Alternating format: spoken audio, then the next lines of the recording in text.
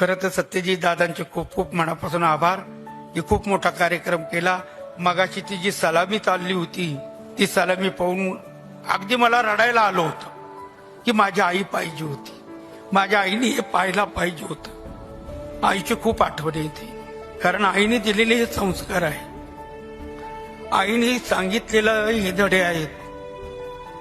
अशा वेळेस माझी आई पाहिजे होती असं वाटतं।